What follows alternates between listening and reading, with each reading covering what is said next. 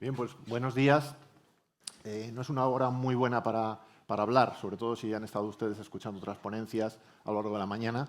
Pues supongo que tendrán un poco la cabeza un poco llena ya de ideas, ¿no? Pero bueno, voy a intentar desgranar algunas por si les resultan útiles, que yo creo que sí que lo van a ser, más que nada porque de alguna forma no represento una innovación técnica solo, sino que de alguna forma represento una normativa.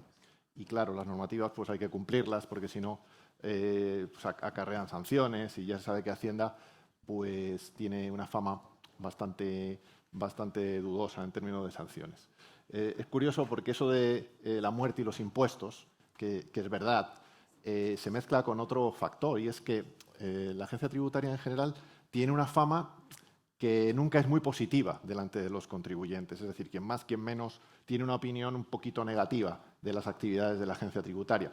Sin embargo, a mí me gustaría destacar, de algún modo, que desde el punto de vista tecnológico es una institución que tiene un cierto bagaje, tiene un conocimiento bastante largo en todos los ámbitos, incluyendo el de seguridad que nos ha precedido.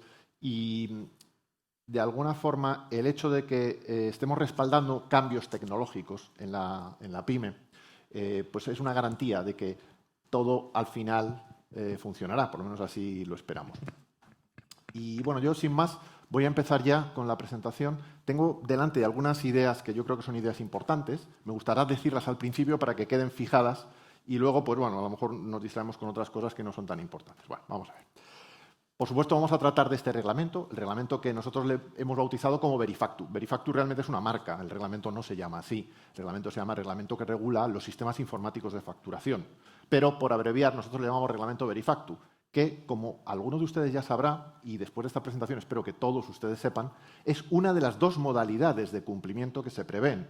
Hay dos modalidades, una es la modalidad Verifactu y la otra es la modalidad de conservación de datos. ¿De acuerdo? Es cierto que de las dos, la preferida desde el punto de vista de la agencia tributaria es la modalidad Verifactu. Y espero que después de que termine esta presentación también sea la modalidad preferida por todos ustedes. Esto que están viendo en la pizarra o en la pantalla realmente es un resumen de todos los proyectos en materia de facturación que están encima de la mesa en este momento a todos los niveles. Encontramos, por ejemplo, todos los proyectos que se refieren al reporte de información transaccional de facturas, que es el famoso suministro de información inmediata, aprobado allá por el año 2016, vigente del año 2017, que afecta a las grandes empresas. El proyecto Verifactu, en lo que tiene de suministro transaccional de facturas, ya vemos que es una de las dos modalidades, pero que es la modalidad preferida. Y encontramos también por aquí un pequeño dibujito con unas monedas y unos billetes y una triple S, el Sale Suppression Software. Sale Suppression Software es un poco el motor de Verifactu, de forma que Verifactu tiene como dos caras. Por un lado, es un sistema de reporte transaccional a la administración tributaria y, por otro lado, es un sistema que lo que quiere es que los sistemas informáticos no hagan trampas. Pretende evitar los sistemas de supresión de ventas. ¿De acuerdo? Junto a estos encontramos una iniciativa de la Unión Europea, muy conocida, ha sido aprobada recientemente en el mes de abril, que es el proyecto del IVA en la era digital. Ese proyecto tiene muchos aspectos, algunos son de comercio electrónico, pero hay uno en particular que se refiere a reporte de información intracomunitaria. Como saben, las operaciones intracomunitarias son un tipo de operaciones, naturalmente hay que facturarlas también, y ese reporte de información, hasta ahora conocíamos como VIES, era un sistema en el que cada país recuperaba información de sus contribuyentes, pero de una forma acumulada. Primero era acumulada anual, luego pasó a ser acumulada trimestral, y la idea que tiene este proyecto es que pase a ser transaccional. Es decir, por cada una de las facturas será preciso declarar información en lo que se llama DRR, el Digital Reporting Requirements, los requerimientos de reporte digital, ¿vale? Esto va a tener como colofón, allá por el año 2035, la obligatoriedad de que todas las facturas sean electrónicas. O sea, se fusiona la idea de factura electrónica intracomunitaria con la idea de reporte digital de las facturas intracomunitarias. En el otro lado de la escena, lo que tenemos me voy a bajar de la tarima, es la factura electrónica española, lo que sería la factura electrónica B2B, aprobada por un artículo muy escueto de la Ley de Creación y Crecimiento de Empresas.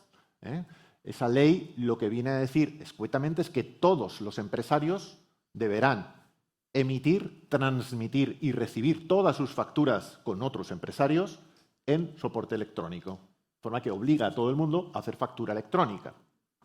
Sin embargo, lo condiciona su desarrollo reglamentario. El desarrollo reglamentario, como todos los desarrollos de estos temas técnicos, están resultando complejos. A lo mejor no me voy a extender sobre por qué están resultando complejos, pero hay varias razones por las cuales, digamos, la celeridad con la que podía haberse aprobado todo el desarrollo de la norma no ha sido tal, sino que se ha tardado más de lo previsto y todavía el reglamento no ha visto la luz. Esperamos que el reglamento se apruebe este año, dentro de las incertidumbres en las que se mueve un poco el mundillo político en este momento, pero ese reglamento no será el punto y final, sino que será necesario también el desarrollo a través de una orden ministerial de lo que llamamos SPFE. Y aquí se ve a la agencia tributaria otra vez, porque vamos a ser el partner tecnológico del modelo de factura electrónica en el país. Ustedes dirán, ¿y por qué la agencia tributaria se entromete como partner tecnológico en este mundo? Pues por una razón muy simple, y es que el reporte de información transaccional a largo plazo va a barrer, o sea, todo esto que ven aquí va a desaparecer en 10 años a favor de la factura electrónica. De forma que la factura electrónica reportará todos los datos que sean necesarios para la cumplimentación de obligaciones tributarias, para el control y chequeo del cumplimiento de las obligaciones tributarias y todo lo demás, ¿vale? Esto es un poco una idea de largo plazo. ¿De acuerdo? Bueno, no sé si con esto queda todo claro. Aquí queda una isla, que es la factura electrónica B2G, a través de los sistemas de FACE y Factura E, que, y esto ya es una opinión mía, pero creo que se va a producir, a largo plazo será absorbida por la solución pública de facturación electrónica para constituir una única solución pública de facturación electrónica. También he puesto esta fila, esta flechita, que indica que todo el reporte y la factura electrónica intracomunitaria a largo plazo será asumida también por esa solución pública, de modo que por esa solución pública o por mejor decirlo, por el modelo global de facturación electrónica del país, porque la solución pública solo es una de las partes del modelo, ¿de acuerdo? Hay otras partes. He querido traer esto porque quiero que lo vean todo, pero tampoco quiero que se confundan. Yo solo voy a dirigirme a Verifactu. Solo voy a tratar de esta parte, que es la que afecta a la PYME española, que va a ser obligatoria el 1 de enero del año 2026. Simplemente he querido verlo para que vean que es distinto, aunque todo tiene una cierta coherencia lógica interna. Entonces, tenemos que hay una senda hacia el futuro. Esa senda hacia el futuro está marcada por la factura electrónica con un estándar europeo, ¿vale? que será, de alguna forma, la forma en la que la facturación electrónica B2B en España vea la luz. He puesto un año, 2027, es el año más probable a partir del cual empezará a ser obligatoria la factura electrónica. De hecho, porque la ley lo dijo hace... ¿cuánto tiempo hace de esta ley? 822, yo creo que fue en el año 2022. Todavía no está aprobado el desarrollo reglamentario. Hay unos plazos de entrada en vigor a partir de que el desarrollo reglamentario se termine. Por lo tanto, lo más probable es que a principios del año 2027 empiecen las grandes empresas a hacer facturación electrónica obligatoria, ¿vale?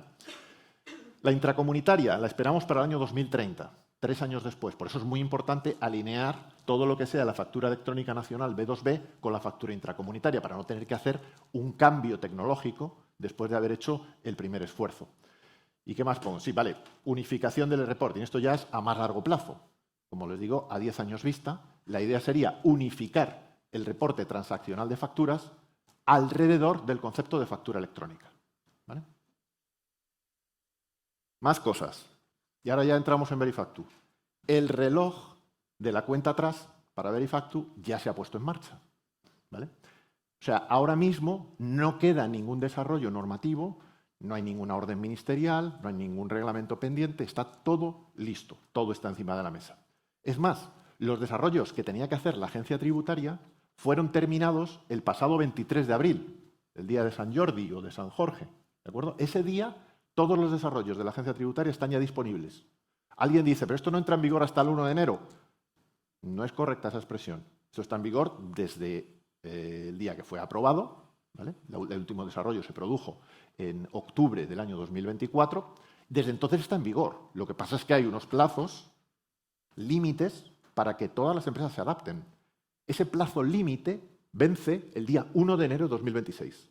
O sea, no confundir que no esté en vigor con que, digamos, sea obligatorio desde ya. No es obligatorio todavía porque hay un plazo límite que no ha vencido todavía, pero desde ya todo esto se puede aplicar perfectamente. Ya digo, los servicios de la agencia tributaria están listos. El 29 de julio, todos los fabricantes y desarrolladores de software están obligados a poner en el mercado productos adaptados cuando el cliente sea una pyme. Cuando el cliente sea una pyme que esté obligada al cumplimiento de esta normativa. Naturalmente, si es una pyme vasca, no, porque las pymes vascas tienen su propia normativa que se llama Ticket Buy. Si es una gran empresa, naturalmente tiene su propia obligación, que es el suministro de información inmediata, por lo tanto no está vinculada a esta normativa, pero en caso de que el cliente esté obligado a cumplir la normativa, naturalmente tendrá que suministrársele productos que estén adaptados. Esta es un poco la idea y esto se producirá el día 29 de julio de 2025, que es el día que vencen los 9 meses desde la aprobación de la orden ministerial. El 1 de enero, todas las sociedades tendrán que estar adaptadas, porque la adaptación se ha hecho gradual, las sociedades van delante, las personas físicas van detrás. Entonces, el 1 de enero, todas las sociedades tienen que tener sus sistemas de facturación, sistemas informáticos de facturación adaptados a la norma. Las personas físicas tendrán que tenerlo el 1 de julio de 2026. 26. Perdón por esta errata. 2026. O sea, con un decalaje de 6 meses con las sociedades, ¿de acuerdo?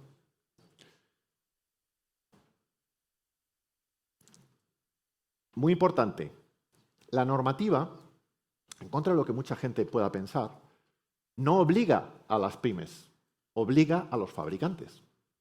Todas las pymes que estén dotadas de sistemas informáticos de facturación están obligadas solo a actualizar esos sistemas, a tenerlos adaptados a la norma. Por lo tanto, la norma obliga mucho más a los fabricantes, que tienen que adaptar esos productos para ponerlos en el mercado y ponerlos a disposición de las pymes. Para la pyme puede ser un proceso relativamente transparente.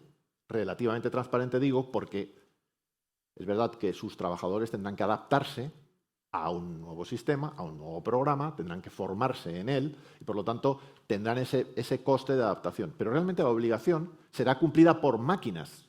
La máquina es la que tiene que comportarse de un determinado modo y hacer determinadas cosas. ¿Vale?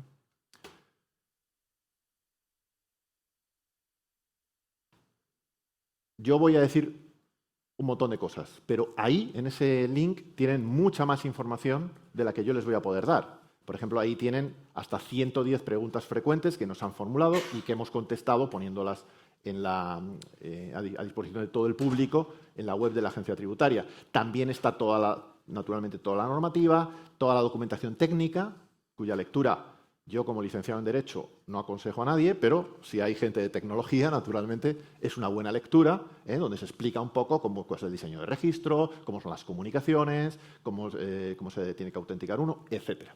¿Vale?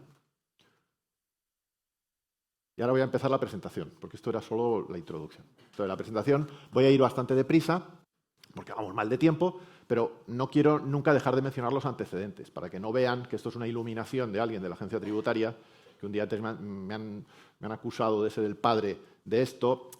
Es un poco exagerado, desde el punto de vista técnico no soy el padre naturalmente, porque no tengo capacidad técnica para definir cómo tienen que funcionar los sistemas informáticos. Sí que es verdad que impulsé en parte el proyecto desde el Departamento de Inspección, siempre pensando en limitar el funcionamiento de las máquinas que hacen trampa. Ese era un poco el leitmotiv con el que empezó todo esto.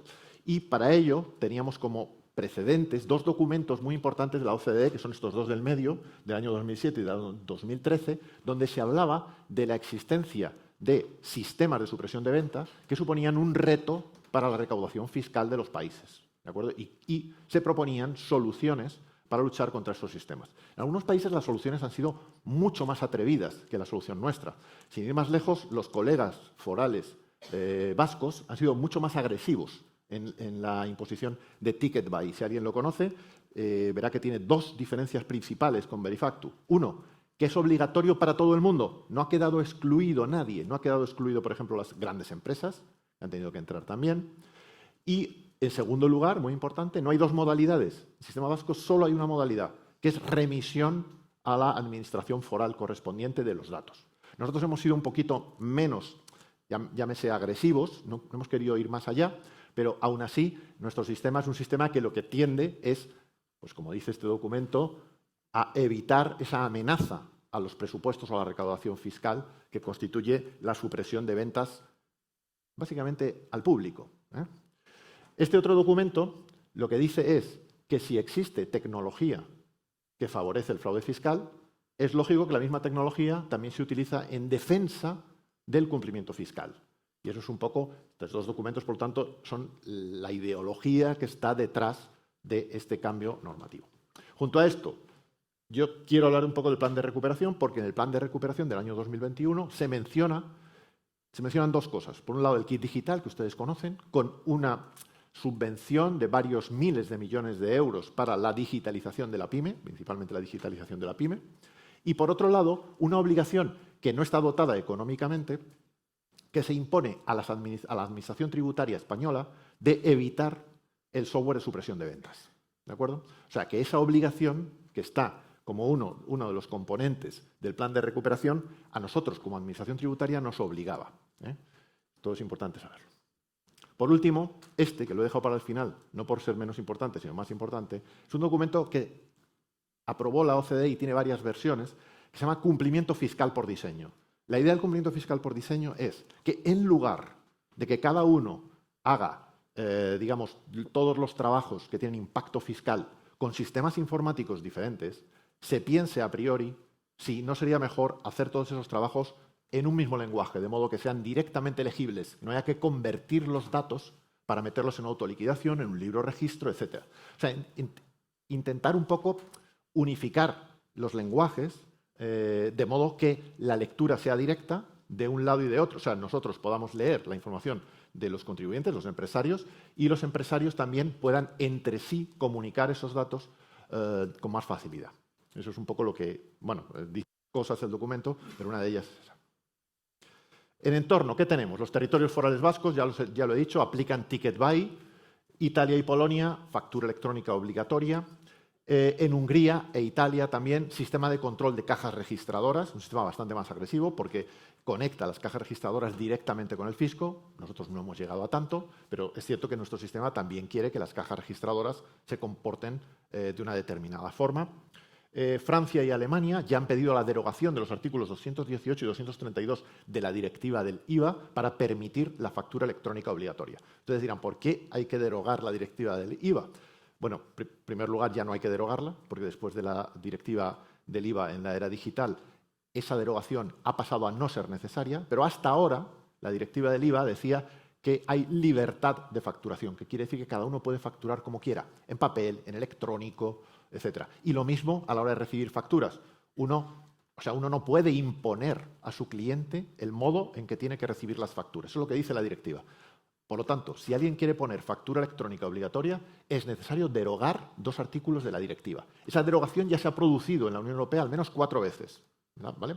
Ya no es necesaria, porque la directiva Vida ha dicho que eso ya nunca más será necesario. Los 2 artículos han quedado, digamos, yo diría derogados ahora mismo.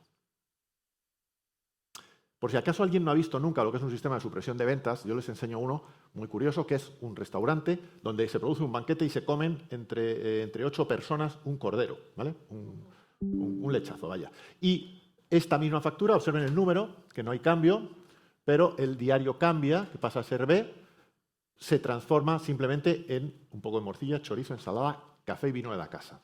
Total, se ha reducido al 90% esa factura como consecuencia de un reproceso de la operación después de realizada. Y han quedado en 2 registros distintos, archivados a disposición del empresario, pero no a disposición del fisco, donde solo se va a exhibir este.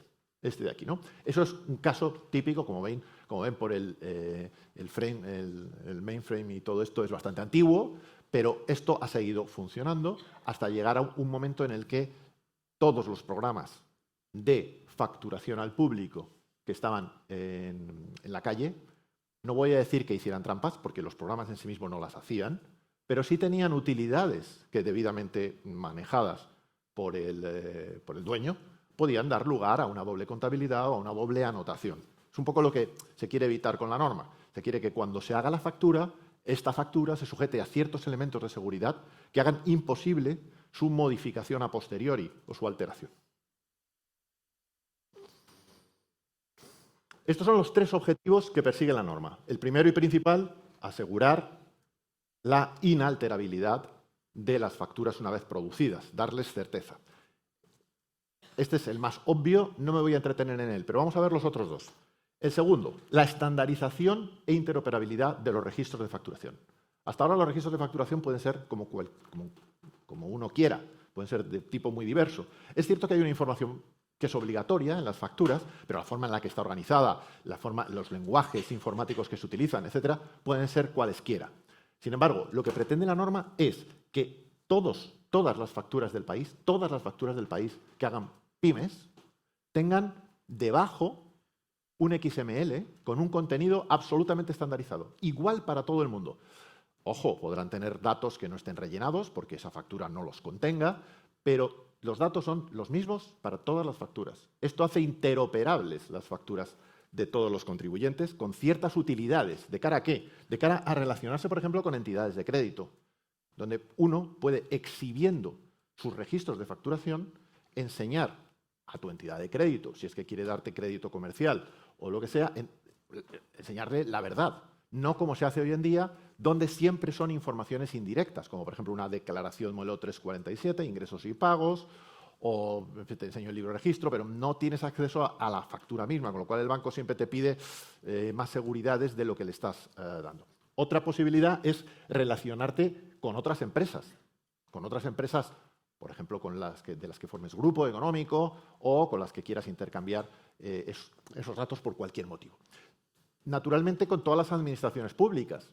Si quieres pedir una subvención y necesitas saber cuál es el volumen de ventas, etcétera, es otra posibilidad. Y por último, la posibilidad de interactuar con los despachos profesionales. Aquí se abre un mundo nuevo. Hasta ahora el despacho profesional tiene que interactuar con todos sus clientes en el lenguaje que estos clientes tengan en sus sistemas y demás.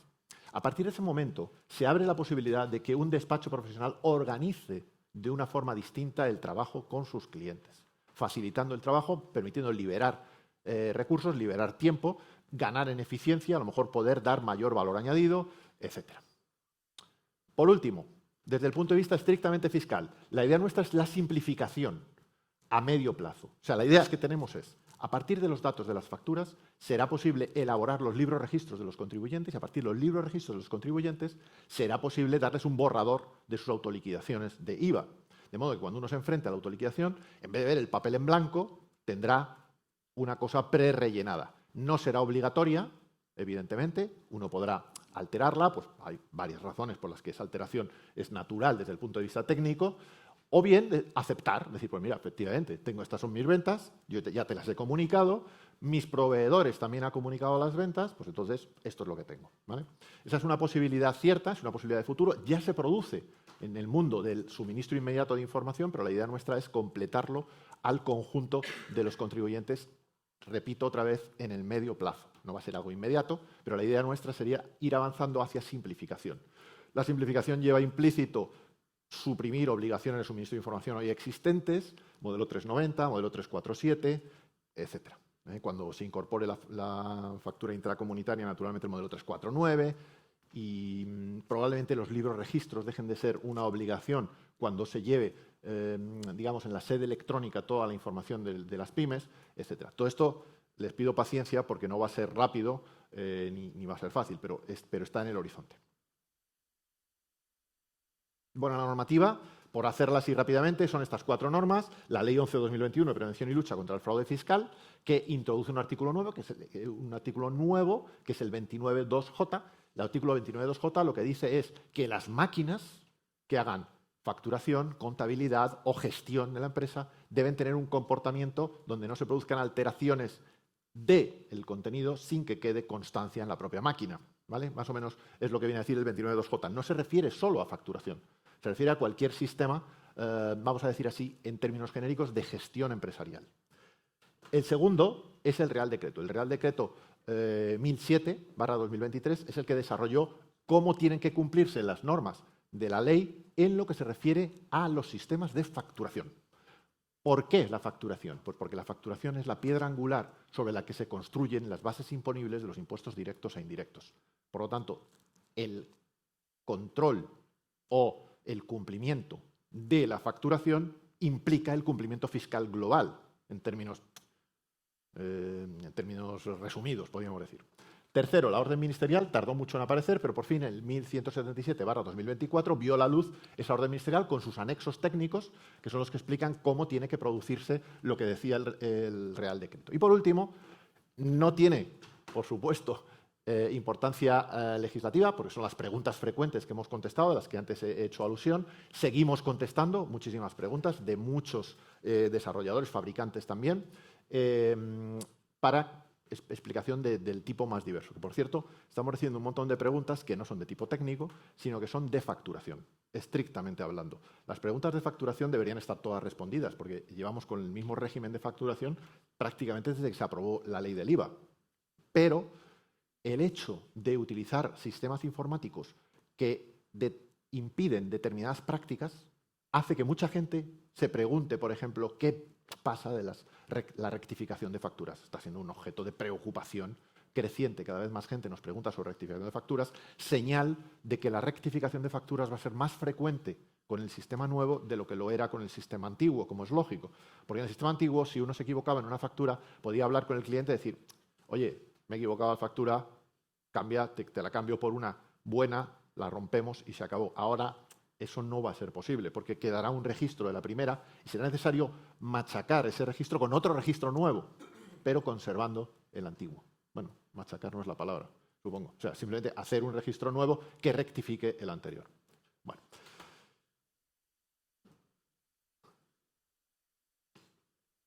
En un decálogo voy a procurar ahora mismo que vean ustedes lo que es el Real Decreto, ¿de acuerdo? Vamos a verlo un decálogo. Es un decálogo muy raro porque tiene 14 partes, pero bueno, vamos a intentar a partir de esos 14 flashes o inputs saber de qué va este Real Decreto. Lo primero que hay que saber es que el Real Decreto no cambia las obligaciones de facturación. Estas obligaciones de facturación están marcadas por el Reglamento de Obligaciones de Facturación, que es el 1619 del año 2012, donde no se han producido cambios. El único cambio, sí que hay un pequeño cambio, y es que se ha introducido el código QR, pero es el único cambio que hay. Todo lo demás, todas las obligaciones de facturación, quién está obligado, quién no está obligado, qué limitaciones tiene la facturación para determinados contribuyentes, etcétera, todo eso está regulado ya. No solo está regulado por el reglamento, es que hay también muchísima doctrina de nuestra Dirección General de Tributos explicando cómo se tienen que producir los procesos de facturación, etcétera. O sea que quiero que quede claro, este reglamento no cambia el contenido sustantivo de las obligaciones de facturación. Segundo, este es muy importante, que es quién está obligado y qué cosas son las que están dentro del ámbito. Primero, todas las facturas están incluidas en el ámbito, todas. Quiere decir que están incluidas las facturas B2B y también las facturas B2C. Y de las facturas B2C se incluyen tanto las facturas completas como las facturas simplificadas. Además, aunque no lo he puesto aquí, están incluidas también las B2G. Y alguien puede decir, pero vamos a ver, si has dicho antes que están sujetas a facturación electrónica por factura E, ¿cómo es posible que ahora digas que están incluidas también en Verifactu? Muy sencillo, porque Verifactu no es un sistema de facturación electrónica. Es un sistema, ¿cómo diríamos?, de reporte fiscal, o es un sistema, desde el punto de vista informático, de generación de un registro que está por debajo de la factura con un contenido obligatorio. Ese contenido obligatorio, como no es un contenido inventado, sino que es el contenido típico de facturas, está en las B2G, está en las B2B, en las B2C, está en las facturas intracomunitarias, está en las facturas de exportación. Todas las facturas tienen ese contenido, porque es un contenido muy básico, ¿de acuerdo? Entonces, todas las facturas están obligadas a, digamos, incorporarse a los sistemas de seguridad de Verifactu. Segundo, ¿quién está obligado? Pymes, autónomos, ¿vale?, profesionales, todos los que realicen una actividad económica. Todos los que realicen una actividad económica están obligados, salvo todos aquellos que estén sujetos a las obligaciones del suministro de información inmediata. Entonces, la pregunta, que ya aprovecho para responder, si una empresa, una pyme, se apunta al suministro de información inmediata, queda al margen del cumplimiento de esta normativa. Esto, por si acaso me lo iban a preguntar, ya lo contesto, ¿vale? También hay otras personas que están excluidas, por ejemplo, los agricultores, regímenes simplificados bajo determinadas condiciones, etc. El ámbito espacial afecta, como digo, a todos los empresarios que estén residiendo en territorio español no foral, lo que llamaríamos en sentido técnico territorio común, ¿de acuerdo? Atención, se aplica en Canarias y también en Ceuta y Melilla, a pesar de que en esos territorios no existe el IVA. La razón es sencilla, y es que esta normativa no se basa en la normativa del IVA, sino que se basa en la normativa de los impuestos directos. Todo aquel que sea un empresario desde el punto de vista del IRPF o del impuesto de sociedades está obligado al cumplimiento de esta normativa. No tanto todo aquel que esté obligado al IVA, ¿vale? Esto es importante. Tercero, bueno, los objetivos me los voy a saltar porque básicamente lo que se pretende con ello es asegurar que se cumplen las exigencias legales de integridad, conservación, accesibilidad, legibilidad, trazabilidad e inalterabilidad de los registros de facturación. Ese es el objetivo principal. Aquí abajo tienen los objetivos secundarios, la digitalización de la pyme, facilitación del cumplimiento de las obligaciones tributarias y, de alguna forma, dar un paso adelante para lo que viene de factura electrónica, de DRR con factura intracomunitaria, etcétera. Bueno, y esta sí que me importa porque esto es la clave de todo. Esto es el corazón del sistema. O sea, hay un ficherito, ese ficherito está definido en XML, en ese ficherito se van a practicar ciertos requisitos de seguridad, ¿vale? Pero ese ficherito es el corazón de todo. Todos los sistemas de facturación, a partir de la entrada en vigor de esta normativa, tienen que generar un XML con este contenido. Atención, que no quiere decir que todas las facturas tengan este contenido. Por ejemplo, aquí hay una que dice indicación de la factura, si la factura es rectificativa. Pues si la factura no es rectificativa, no hay que rellenar ese campo, no es necesario. Y ahí hay algunos todavía más raros.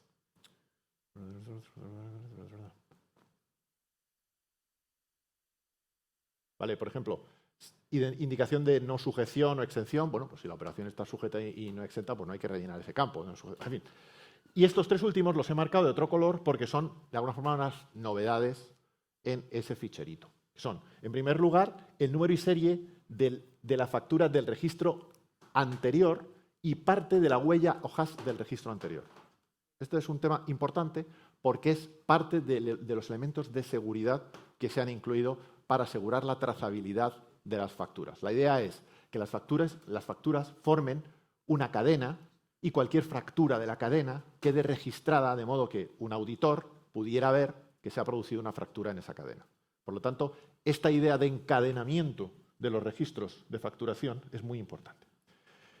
Segundo, el código de identificación del sistema que lo ha emitido. Esto es importante. Y por último, la fecha y hora, es una especie de time stamping, ¿no? Fecha y hora en la que se generó el registro de facturación. ¿Por qué esto es la fecha y hora? Muy fácil, porque como es precisa la inmediata remisión, para verificar cómo de inmediata ha sido la remisión, pues se calcula la diferencia de tiempo entre el momento en el que se expidió el registro de facturación y el momento en el que se remitió a la sede electrónica. No hay que preocuparse porque hay tolerancia, o sea, hay unos márgenes de tolerancia y no hay ningún problema. Bueno, no hay ningún problema. A ver, hay unos márgenes, nosotros tenemos 120 segundos, pero si se excede, no quiere decir que el registro sea rechazado, ni mucho menos, simplemente que nosotros daremos un warning al que lo ha mandado, ojo, que lo estás mandando un poco tarde, 1 no pasa nada, 2 no pasa nada, 20 no pasa nada, pero si sistemáticamente se produce una demora, esa demora no es de 120 segundos, sino que es de 500 segundos cada vez, pues ya habrá que decir, oye, ese sistema no está funcionando como quiere la norma. Vale. Los elementos de seguridad son 4. Bien entendido que no funcionan nunca los 4 a la vez. Tenemos un elemento de seguridad que es básico y que es común a todos, que es el elemento rojo, que es un hash encadenado.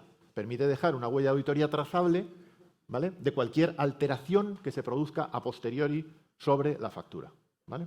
Este se incorpora a todas las facturas, la huella, el hash. O sea, el hash ya saben ustedes lo que es un algoritmo que se genera, es una especie de sello que se le pone a la factura, y el encadenamiento consiste en que en la construcción de ese sello se incluyen elementos de la factura, o mejor dicho, del registro de facturación inmediatamente anterior.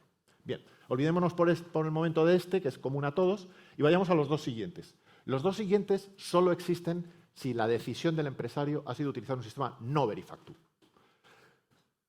El primero consiste en una firma electrónica que genera el sistema emisor. La norma ha sido muy parca en explicar cómo tiene que ser esta firma y de quién tiene que ser esta firma.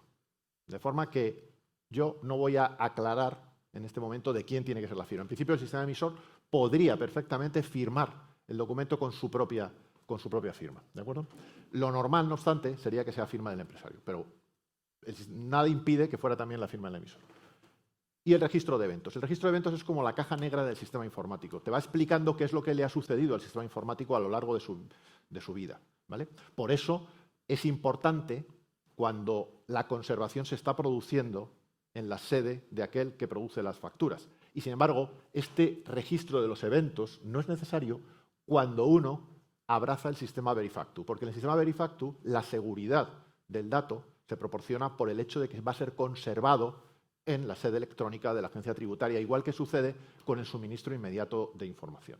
¿De acuerdo? O sea, se sustituyen estos elementos de seguridad centrales por la remisión inmediata del registro a la sede electrónica de la agencia tributaria. Las dos modalidades ya he hablado de ellas, pero por dejarlo claro, tenemos el sistema verifactu, modalidad verifactu, que supone la transmisión de los registros de facturación a la agencia tributaria de forma instantánea según se van produciendo y sin que se preocupe el usuario. Eso lo hace el sistema informático por sí mismo. ¿De acuerdo?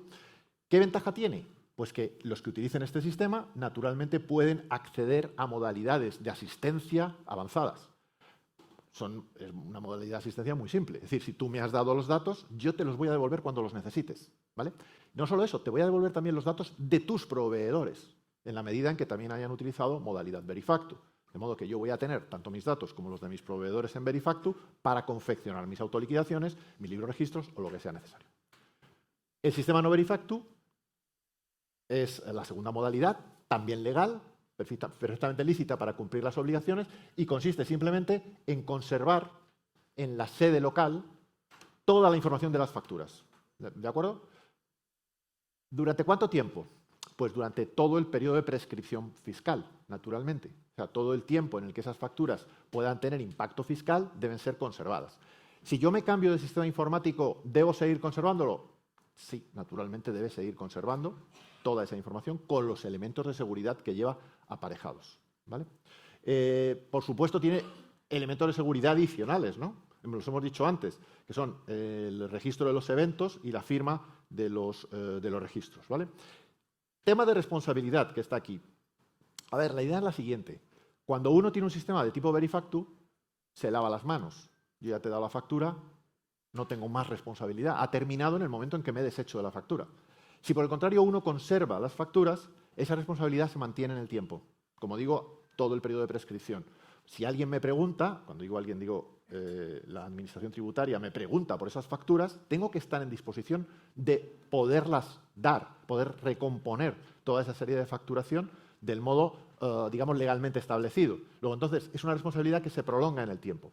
No solo eso, sino que si hubiera un problema en la conservación, el propio fabricante que ha ofrecido un producto que no ha sido capaz de mantener la integridad de los datos de factura, podría incurrir también en responsabilidad, determinadas hipótesis, y mediando naturalmente una culpabilidad. Si no hay culpabilidad y alguien ha hecho un hackeo del sistema o lo que sea, es otra cosa distinta de la que no me ocupo. Pero, en principio, es un sistema más incómodo desde el punto de vista de la responsabilidad de las partes. Bueno, esto es publicidad. O sea, que los que quieran desenchufar, que desenchufen. Pero yo esta publicidad la tengo que hacer. Es ¿cuál sistema debo elegir? ¿Cuál tiene más ventajas y más inconvenientes? Yo he querido poner aquí lo que a mí me parece que son ventajas. Luego cada uno que valore. En el lado verifactu he puesto ventajas y en el lado no verifactu he puesto No voy a decir que haya puesto inconvenientes, pero sí la ausencia de esas ventajas. La primera es, Verifactu son facturas estrictamente verificables, que quiere decir que la contraparte, el cliente, va a saber en todo momento si la factura que está recibiendo es una factura que ha sido emitida con arreglo a la norma y ha sido remitida a la agencia tributaria. De forma que esa garantía la tiene, que esa factura ha sido remitida a la agencia tributaria. Segundo, hace que la firma no sea obligatoria y tampoco llevar el registro de eventos. El registro de eventos es muy pesado de llevar porque cada hora el sistema tiene que estarse interrogando sobre su comportamiento, guardando una reseña, un log de qué ha pasado en el sistema y esa custodia además se extiende otra vez al periodo de prescripción. Luego entonces el registro de eventos es algo como muy pesado. Las cajas negras de los aviones solo funcionan mientras el avión está volando. Esta caja negra funciona de día y de noche prácticamente. Está todo el día reportando qué le pasa al sistema. Luego, entonces, los sistemas programados sobre Verifactu son más sencillos que los sistemas de tipo Verifactu.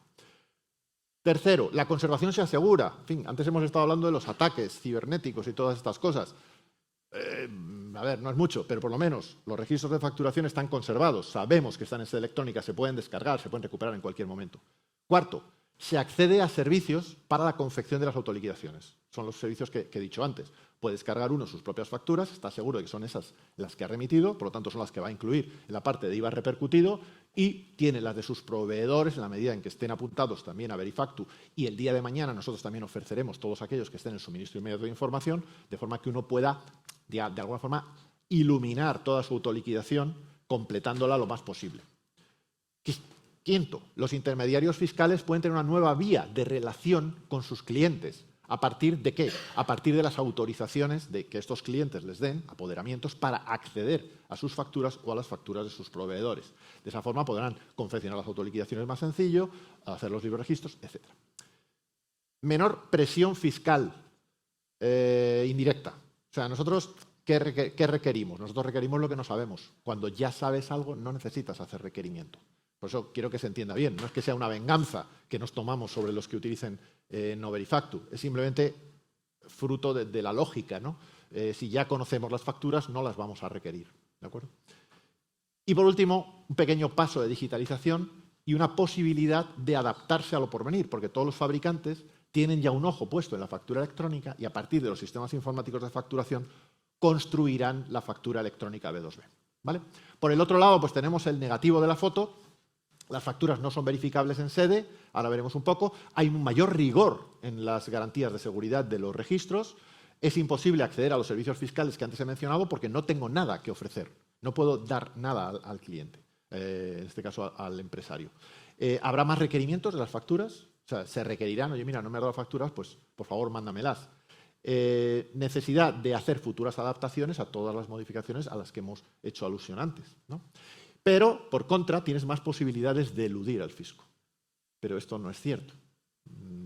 Esto lo he puesto un poco como trampa. ¿Por qué no es cierto? Porque si uno no quiere eludir esta normativa, lo primero que tiene que empezar por hacer es incumplir la normativa. O sea, no tiene ningún sentido que intente incumplir la normativa utilizando una de las dos modalidades, porque las dos son igualmente seguras.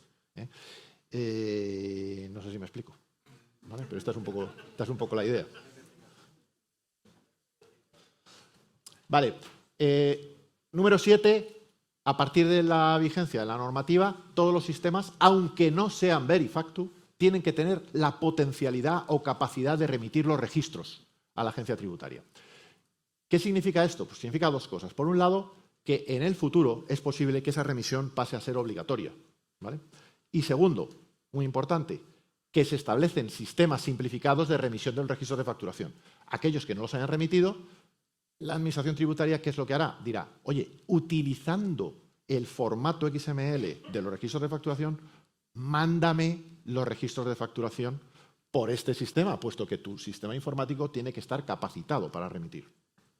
Y esto, de hecho, ya hay un procedimiento que está prácticamente listo para cuando sea necesario hacer un requerimiento, utilizar esa vía, que es como una vía rápida de obtención de los registros de facturación. El QR. El QR es otro elemento completamente novedoso de esta normativa. El QR es hacer participar al cliente en la verificación de la calidad de la factura. Calidad desde el punto de vista fiscal. ¿De acuerdo? él lo que puede hacer es, a partir de ese código QR, preguntar a la sede electrónica de la agencia tributaria si la factura que tengo delante es una factura legítima o no lo es. ¿Vale? Quizá entiendan la maldad que hay detrás de esto. La maldad es que un empresario, cuando emita una factura, nunca sabe a quién se la está emitiendo y cómo de mala fe tiene el cliente. Mala o buena fe, bueno, según se mire. Lo que sucede es lo siguiente, se genera un fichero informático, se calcula la huella hash, etcétera. Simultáneamente se remite ese fichero a la agencia tributaria, por aquí, la agencia tributaria lo recibe, se imprime la factura y este señor, a través de un teléfono móvil, escanea el código QR que viene en esta factura y pregunta a la sede electrónica si esa factura existe. La agencia tributaria le devuelve una información que simplemente es un check. Dice, pues de acuerdo, esa factura existe, la he recibido, ¿vale? Si fuera no verifactu, no se produce la simultánea remisión, no se produce esta comunicación, no se produce el check, pero sí hay QR. Y entonces la pregunta es, bueno, y si no se produce todo esto, ¿para qué el QR? Pues porque el QR sigue teniendo su utilidad, dado que está transmitiendo una información de la que la Administración Tributaria no tiene conocimiento, pero que le interesa conocer. Y entonces lo que hará será dar un check incompleto, diciendo algo así como, no la tengo, pero gracias por su colaboración. ¿Vale? Estos son los 3 checks que hay. El verde quiere decir que la factura ha sido encontrada. El amarillo quiere decir todavía no hemos encontrado la factura, pero inténtelo más tarde, porque por la demora temporal de los 120 segundos o más, esa factura tiene que llegar. Porque la factura que usted me está mandando es una factura verifactu.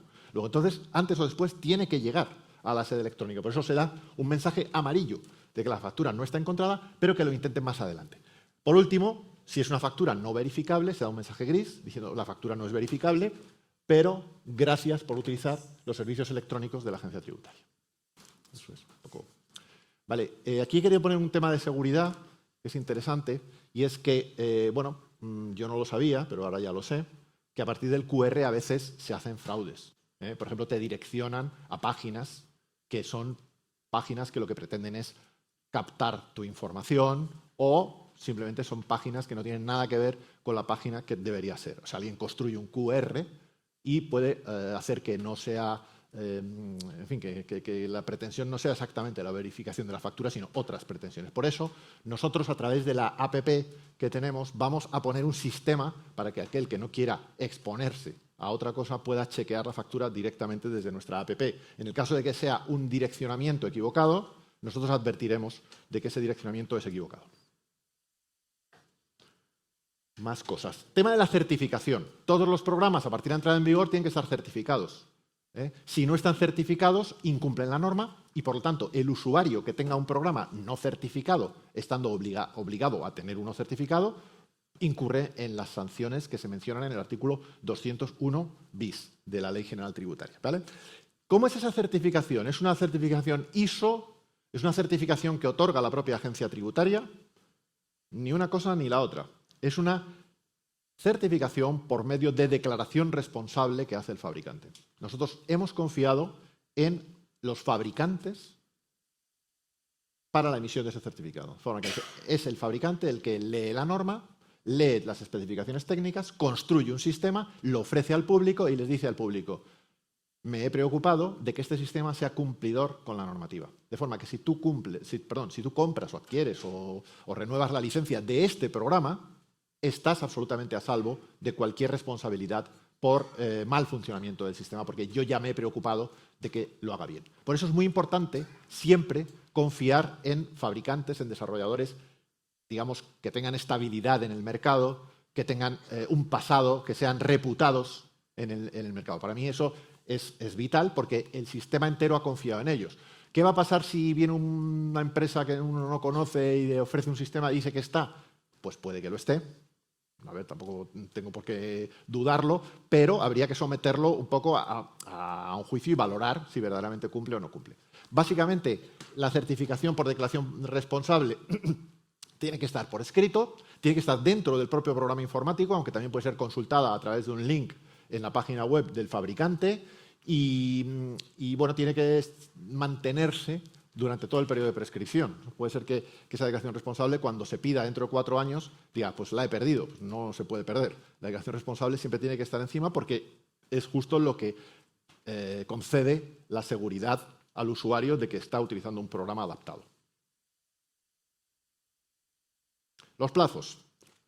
Vamos a ver los plazos. Lo que ha pasado en los plazos es que se ha producido una demora, un aplazamiento de esos plazos. ¿Por qué? Pues porque la fecha 1 de julio, que era el plazo primitivo, se ha visto superada por los 9 meses desde la aprobación de la orden ministerial, que era el plazo que se concedía al fabricante para tener el producto adaptado. Entonces se producía una contradicción imposible de superar. Por eso ha habido que llevar para atrás, a ver si me sale la flecha última.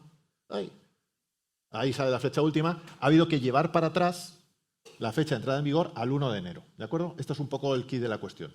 De forma que a partir del 29 de julio ya se comercializarán solo productos adaptados, ¿vale? Y en ese plazo, entre el 29 de julio y el 1 de enero, todo el mundo, en este caso las sociedades, tendrán que adaptar sus sistemas. Ya hay mucha gente que está comercializando productos adaptados razonablemente.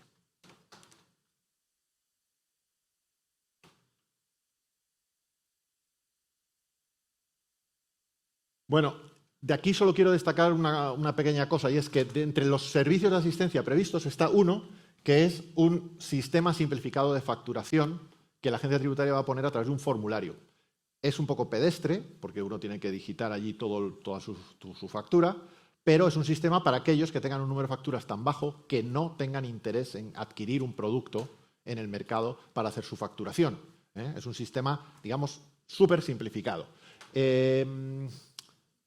¿Va a tener una ventaja? Bueno, va a tener una ventaja. Quiero decir, no sé si tendrá una ventaja o no, pero va a servir para cumplir la factura electrónica en el futuro. Si uno quiere, ese mismo sistema, con esa misma plataforma, con esos mismos datos, además de cumplir el XML de Verifactu, también hará factura electrónica y la pondrá a disposición de la contraparte, igual que hace la solución pública de facturación electrónica. Tema de las autorizaciones. Vale, este tema es importante porque muchos intermediarios nos han preguntado, oye, ¿qué tengo que hacer para mandar los registros de facturación en nombre de un cliente mío? Entonces, aquí tenemos varias posibilidades. La primera, más normal, es que la empresa o el autónomo directamente se comunique con la agencia tributaria y le mande los datos de facturación, ¿vale? Es la más básica, la más elemental. Pero junto a esta tenemos otras dos. La primera es utilizar convenios de colaboración social. Yo tengo un asesor fiscal, pongo en manos del asesor fiscal la remisión de mis datos de facturación, para lo cual probablemente este asesor fiscal tendrá su propia plataforma electrónica a través de la cual yo facturo. ¿De acuerdo? Bien, pero ahora imaginemos que este asesor fiscal no tiene plataforma propia, sino que lo que tiene es un proveedor de servicios tecnológicos con el que ha contratado la remisión de los datos, que es este caso de aquí abajo. Tiene un proveedor y el que va a remitir los datos no es el asesor, sino que es el propio proveedor. Porque lo que nosotros queremos es que este proveedor nunca gestione firmas electrónicas que no sean la suya propia. Es decir, que este señor no tenga la firma de este ni la firma de este.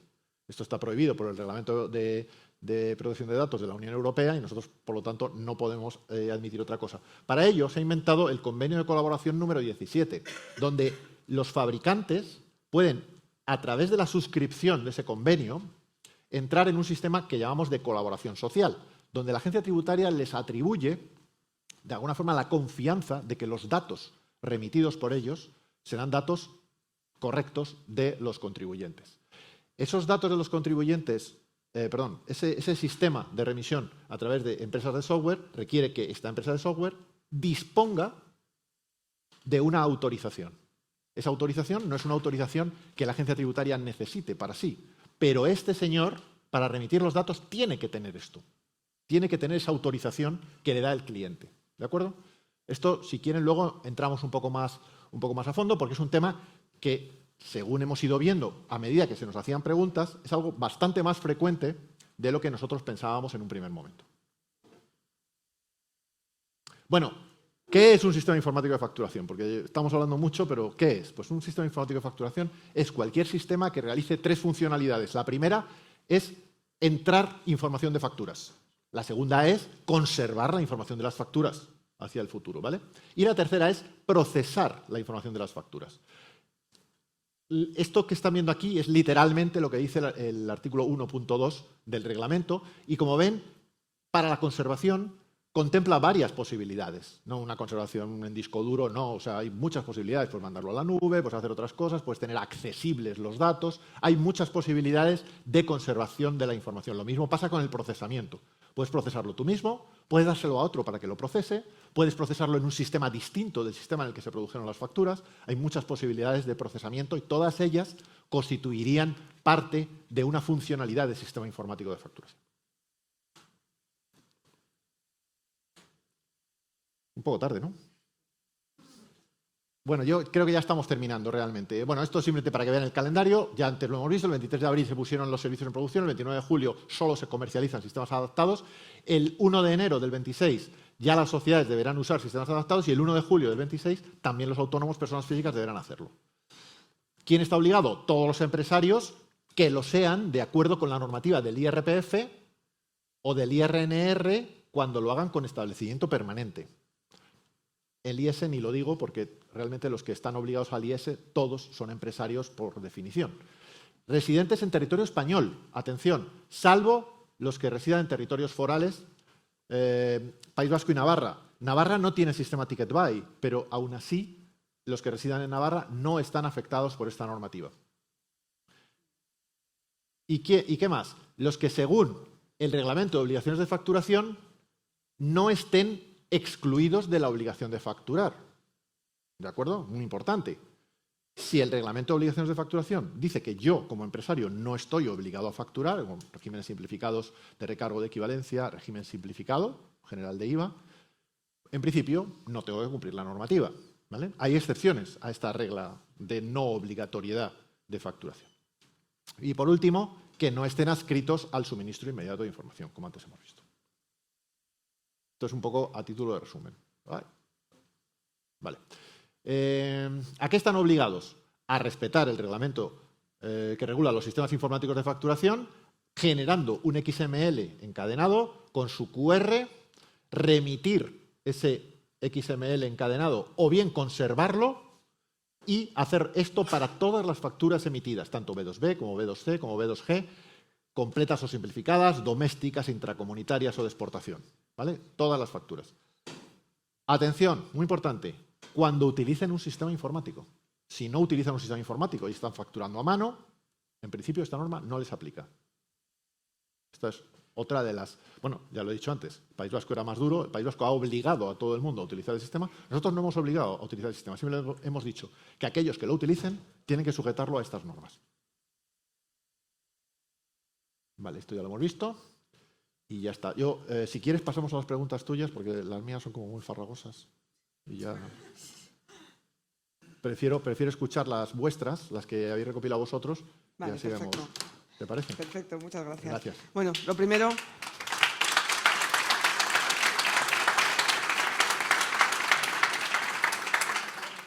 Bueno, lo primero agradecerte la excelente exposición. Creo que... Bueno, en Naxos hemos ya dado hasta 4 webinars sobre Verifactu. Espero que ya con tu inestimable colaboración todos tengamos claro el resto, tanto a nivel de digitalización como de cambio de mentalidad que tenemos por delante. Bueno, os pedí hace unas semanas pues que me remitierais si queríais hacer alguna pregunta, ¿vale? Para que se la trasladáramos hoy.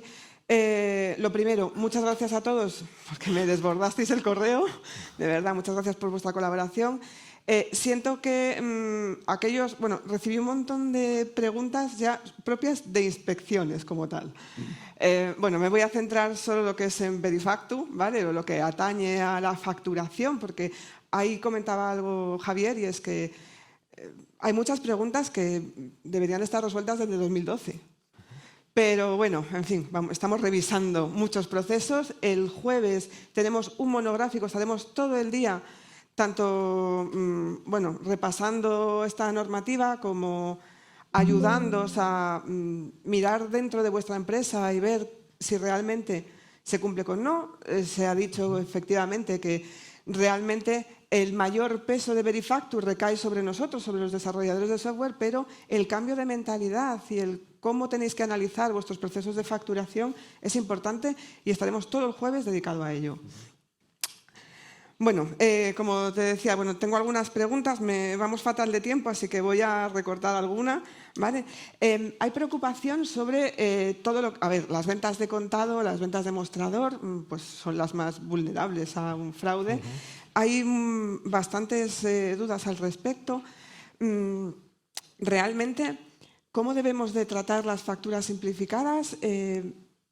¿Qué pasa con las facturas simplificadas nominativas? Porque muchos de nuestros clientes hacen facturas, o sea, tienen una tienda, pero no saben quién viene. Si viene un cliente de ficha o si viene un cliente que a lo mejor lleva viniendo tanto como para acumular los 3.005 euros, pero nosotros no somos conscientes. Entonces, bueno, ¿cómo podemos manejar esas facturas simplificadas? A ver, la respuesta sería muy sencilla y es que mi recomendación es que se manejen como se venían manejando hasta ahora sin ningún cambio. Por ejemplo, si un cliente viene con reiteración pero no lo tenemos filiado, pues sigue siendo un cliente anónimo, por lo tanto una factura simplificada podría valerle perfectamente.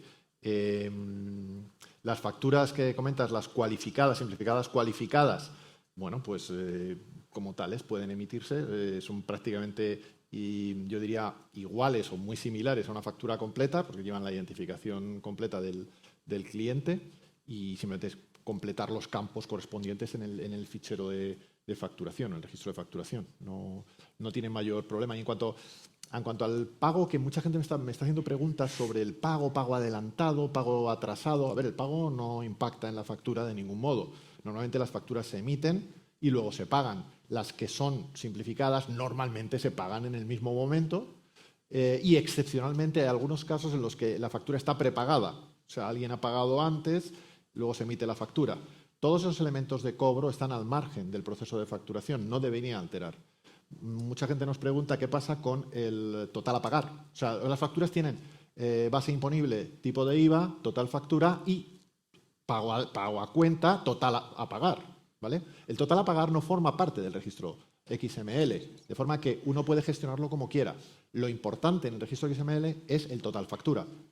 ¿De acuerdo? Eso es un poco la idea, porque hemos recibido últimamente muchas preguntas sobre el tema del cobro. Entonces, el cobro es al margen de la facturación. Esto es importante. Relacionado con el contenido del XML, hemos visto, y además has hecho hincapié en que aparece la fecha y la hora de la factura. Bueno, aquí también hay bastante revuelo y es... claro, hemos dicho que tiene que coincidir con la fecha de emisión de la factura. ¿Qué ocurre cuando nos enfrentamos a un proceso de facturación mensual y o bien me voy de vacaciones el 28 y quiero adelantarlo y facturar con día 30 o hay un caso real que se nos da bastante de nuestros clientes y es que se facturan mantenimientos y hasta el último día del mes a las 23:59 no saben que tienen que facturar. O sea, se factura con fecha de día 30, pero a lo mejor se factura el 1, el 2 o el 3. ¿Cómo se lleva esto? A ver, esta es una pregunta que sí que es recurrente. Muchísima gente me la hace. Desgraciadamente yo no puedo contestar otra cosa que las facturas se expiden el día de su expedición.